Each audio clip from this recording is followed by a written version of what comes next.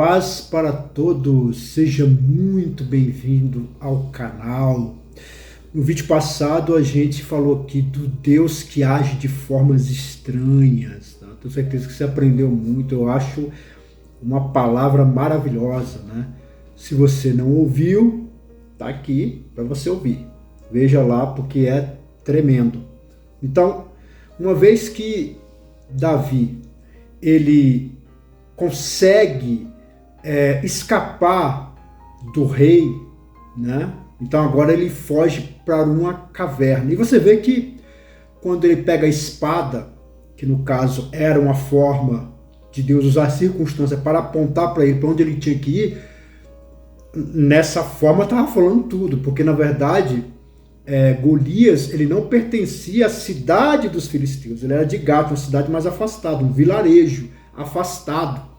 Da mesma forma aqui, eu acho que a resposta foi bem precisa, né? Mas agora ele foge para uma caverna, e caverna é um lugar muito complicado, porque é um lugar que o habitat, né, é de cobra, de escorpião, animais ferozes, né? E mesmo que você consiga achar uma caverna vazia, e você vai lá e fica um tempo, isso não significa que animais selvagens não possam tentar ocupar aquela caverna. Então, era um momento bem crítico da vida de Davi, é um momento que ele vai para a caverna, né? Um lugar de solidão, solitude, um lugar onde ele tem que ficar sozinho, isolado.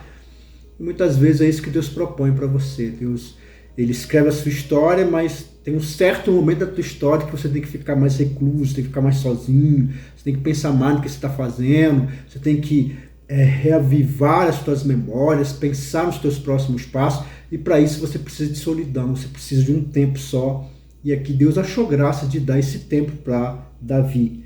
Está lá no 1 Samuel capítulo 22 que diz: Então Davi se retirou dali e escapou para a caverna de Adulão, e ouviram-no seus irmãos e toda a casa de seu pai, e desceram ali para ter com ele. Que é interessante, quer dizer, no momento em que ele não tem recurso, não tem nada, está sem grana, está sem nada, e agora ele foge para a caverna de Adulão, e quando ele fica lá no meio desse perigo todo que eu descrevi para você, ele agora é capaz de ser um escape para sua família. Porque vamos lá, quando Davi vence Golias, havia uma promessa do rei. Qual que era a promessa? Era dar muito dinheiro, né, uma boa quantidade de dinheiro de recompensa, também evitar que a família pagasse imposto. Então o pai, ou seja, Jessé, que era o pai de Davi, não pagaria mais imposto, estava livre dos impostos. E ele casaria com a filha do rei. Uma vez que Saul quer matar, colocou no coração que quer matar Davi, ele não consegue alcançar Davi, é lógico que o próximo alvo dele seria a família, então a família dele não estava segura. E o mais interessante é que até então a família tinha dado meio que um desprezo. O irmão, você vê que num certo momento, o texto está aqui, ele fica contra Davi, né? Acha que Davi é invejoso, ele não entende bem as pretensões de Davi e baseia as suas opiniões em achismo, né? Que é outro problema quando você começa a basear suas opiniões naquilo que você está achando de uma situação. Nem sempre é assim, né? Então, havia essa meio que intriga entre os irmãos, mas agora toda a família se une a Davi, e Davi passa a ser um escape para a sua família.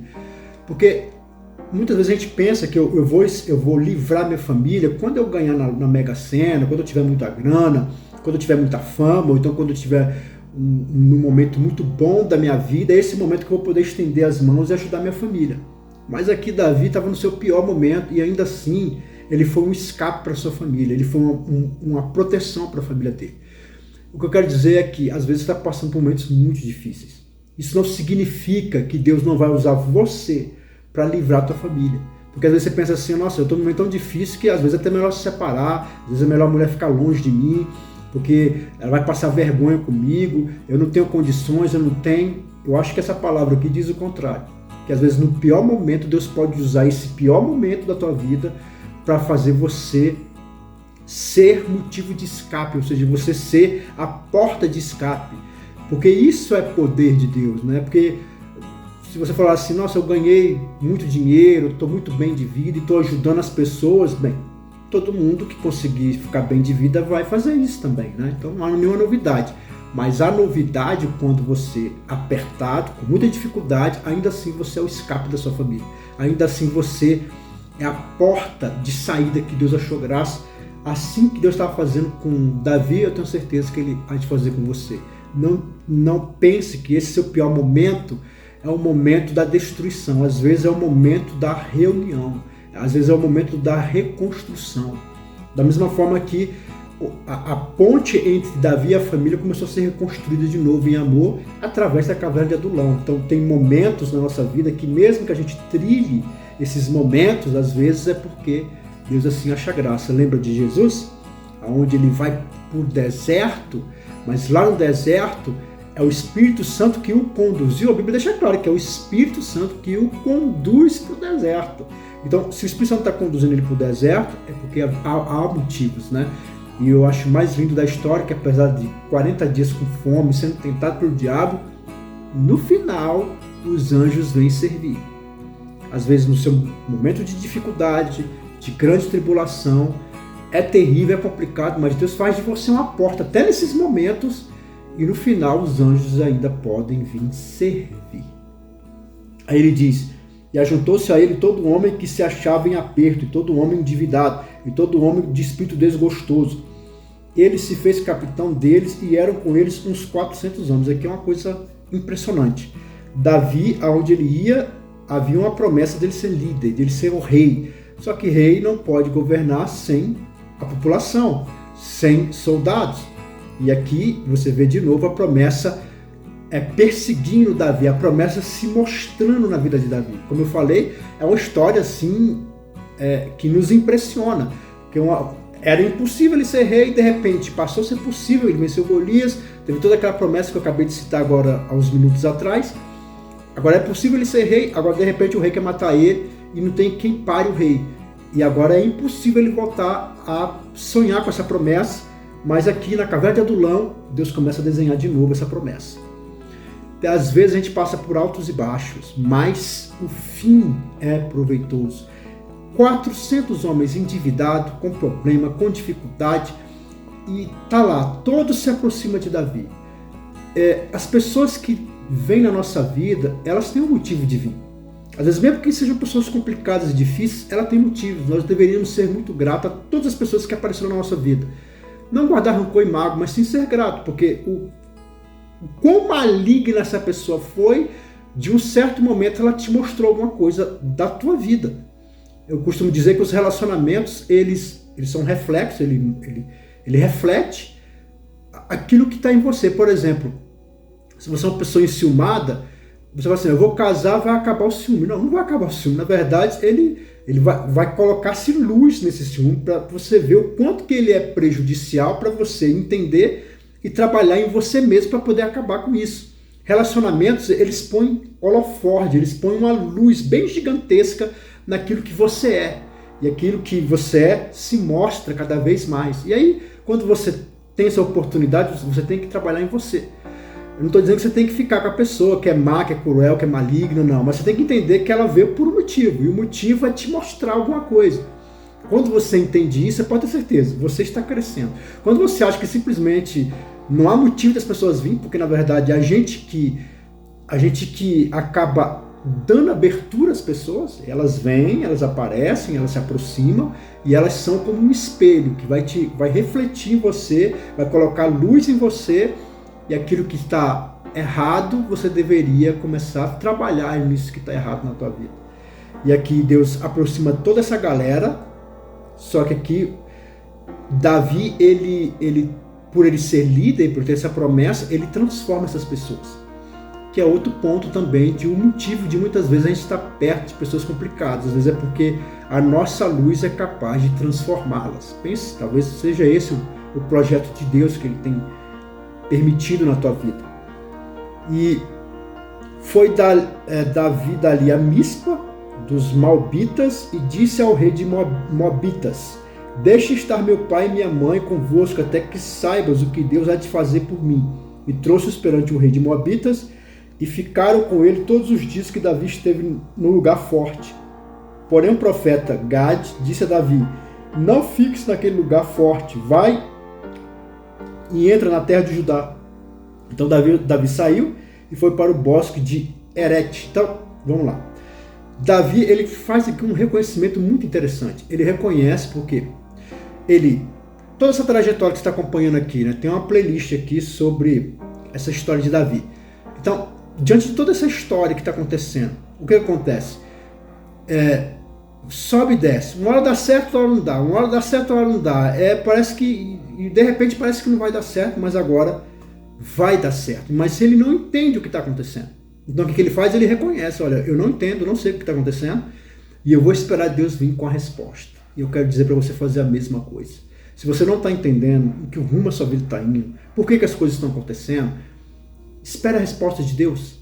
Calma. Deixa Deus falar com você, deixa Deus te orientar, deixa Deus mostrar o caminho para você. Assim como Davi, ele reconhece que ele precisava ouvir a voz de Deus, entender o caminho que Deus quer que ele trilhe, da mesma forma eu quero dizer para você, espere no Senhor, deixa Deus falar com você, deixa Deus te orientar, não seja precipitado, não coloque as carroças na frente dos bois, ou seja, não toma decisões que você não deveria tomar agora. Você sabe que você não é para você tomar essa decisão agora.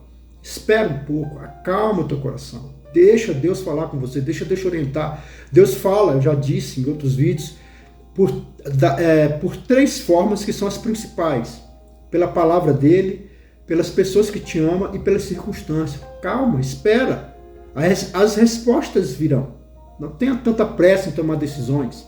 Davi, ele esperou ouvir a voz de Deus. Eu quero dizer que é prudente e é necessário que você espere para ouvir a voz de Deus, ver o que Deus vai te orientar, o que ele vai falar com a tua alma. E ele fala com o rei dos Moabitas e o profeta diz para ele voltar para Judá.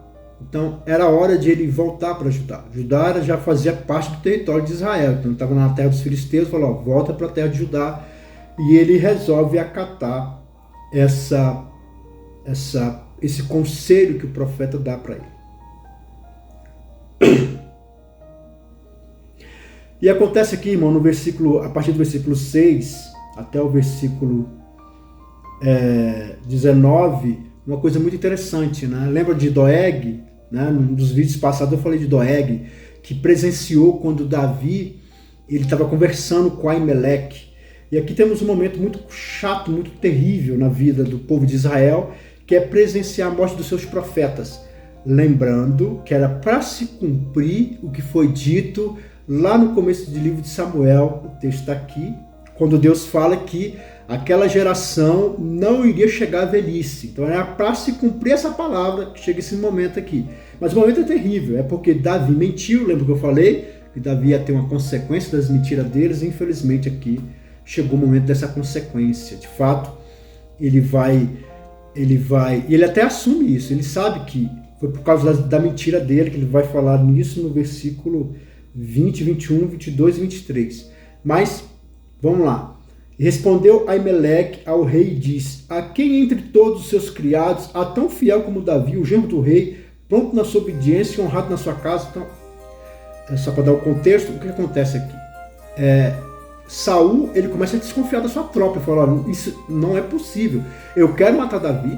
Qualquer lugar que ele for para o reinado de Israel aqui, alguém vai dedurar ele, já era para ele estar aqui, quer dizer, eu quero matar, e todo mundo sabe, e com certeza, aonde ele se escondesse, alguém iria falar e ele ia ser entregue para mim, e eu iria matá-lo. Se isso não está acontecendo, alguém está me traindo, alguém está protegendo Davi. Eu sei que meu filho, que é Jonatas, tem conluio com Davi, de alguma forma está protegendo ele, mas deve ter alguém aqui que deve estar falando alguma coisa, deve estar acontecendo alguma coisa. Ele chama os profetas diante dessa desconfiança, mas o profeta diz: olha, eu não sei de nada, eu não fiz nada, e ainda defende Davi. O que Davi fez contra você? Você é o rei, o que ele pode fazer contra você?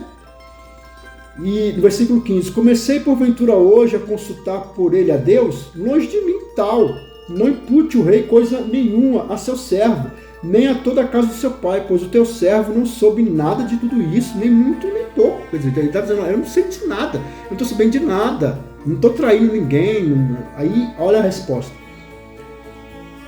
Porém o rei disse: Aimeleque morrerá certamente, tu e toda a tua casa. E disse o rei à sua guarda que estava com ele: virai-vos e matai-os, sacerdote do Senhor, porque também a sua mão é com Davi, e porque souberam que fugiu e não me fizeram saber. Porém os criados do rei não quiseram estender as suas mãos para arremeter contra o sacerdote do Senhor. Então, ele fala: olha, todos aqui me traíram, eu quero que vocês matem eles. Só que as pessoas, isso era muito crueldade, e isso era muito sério. Estava se matando aqui os profetas de Deus, as famílias, mães, filhos, ninguém, era algo muito cruel, e ninguém se dispôs a fazer isso. Era uma loucura isso aí, mas você vê como a autoridade do rei está fragilizada. Por quê? Porque ele enlouqueceu por causa da sua tamanha inveja. E pessoas que elas se deixam levar pelas suas invejas, pela malignidade do seu coração, você vê que elas vão de mal a pior. Elas perdem a autoridade, elas passam a vida, ao invés de ganhar, colecionar perdas. E é o mais interessante que quando eu digo isso, é perda aos olhos dela, porque muitas dessas pessoas conquista mais do que o justo, para você ter ideia. As pessoas às vezes elas conquistam mais do que as pessoas humildes, mesmo assim elas não veem isso como conquista.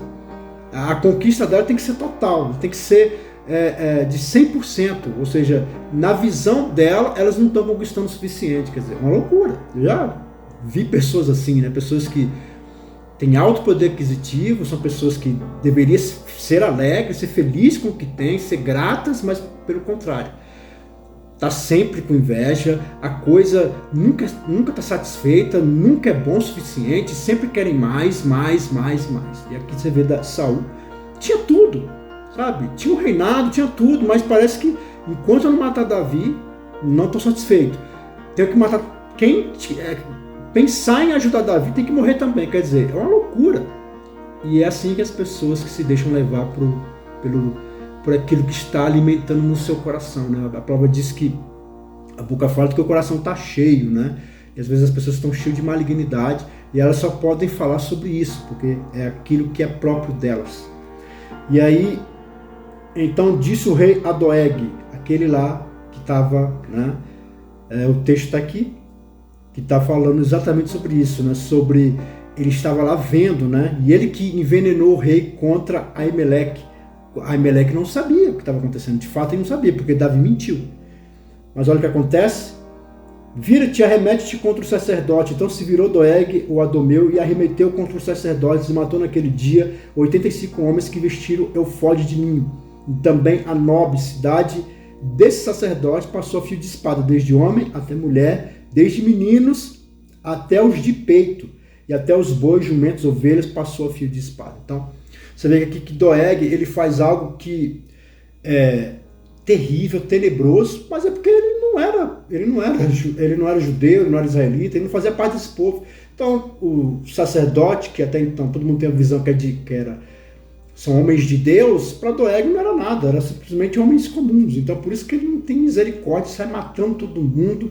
Que dia terrível e tenebroso. E isso chega aos ouvidos de Davi. Davi se entristece terrivelmente, e ele sabe que ele teve culpa no cartório por causa da sua mentira. Toda mentira, ela vai ter uma consequência, não tem jeito. As mentiras, elas sempre têm consequência. Se você andar por esse caminho, saiba disso, haverá consequência. Porém escapou um dos filhos de Aimeleque, filho de Aitube, cujo nome era Abiatar, qual fugiu para Davi, e Abiatar anunciou a Davi que Saul tinha matado o sacerdote do Senhor. Então Davi disse a Abiatar: bem sabia eu naquele dia que, estando ali Doeg, o Adomeu, não deixaria de denunciar a Saul, e eu dei ocasião para todas as almas da casa do teu pai. Então isso aqui, a tristeza de Davi, ela é expressada no Salmo 33. Se eu estiver enganado, eu estou colocando o Salmo aqui certo, mas eu acho que é esse mesmo, Salmo 33. Que ele fala justamente sobre isso, né, nesse momento tão terrível que foi saber da morte. Assim como no começo do texto, né, quando você vai lá, ele entra na caverna e ele encontra a família dele, ele escreve o Salmo 142. O Salmo 142 é justamente falando sobre esse reencontro com a família. E também no Salmo 141, também está, né, nesse tempo aqui, nessa situação aqui, em que ele fala com o sacerdote esqueci o nome do sacerdote, o sacerdote Gad, profeta Gad, né?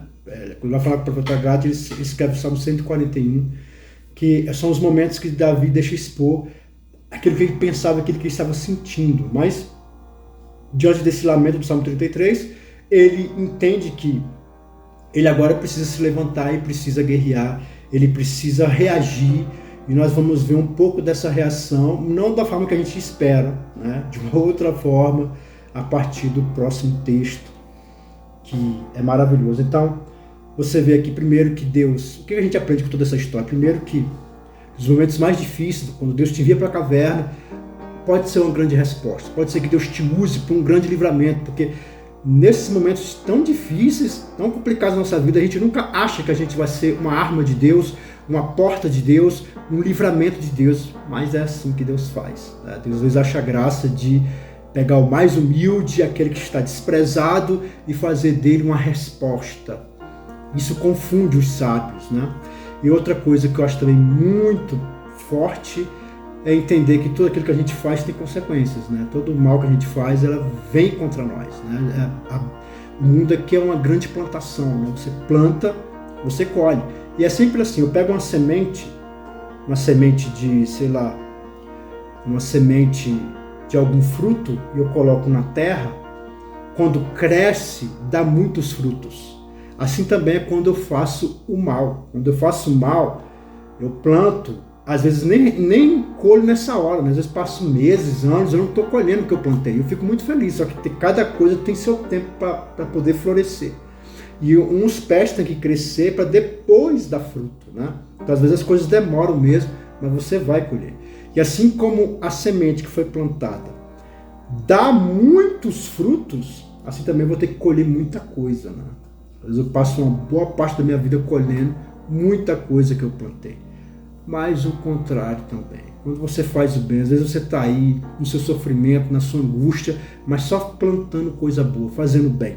Da mesma forma que a semente que você está plantando, quando existe o tempo, às vezes você plantou e não está colhendo no tempo agora, já plantei, já tem meses, não estou colhendo, às vezes também demora, né? Até a árvore crescer, até as folhas virem, até dar os frutos. Mas quando vier os frutos, são vários frutos que você colhe também. Uma sementinha de bem que você faz, você colhe muitos frutos. Então, eu tenho certeza que vale a pena você continuar plantando aquilo que é bom, aquilo que é o bem.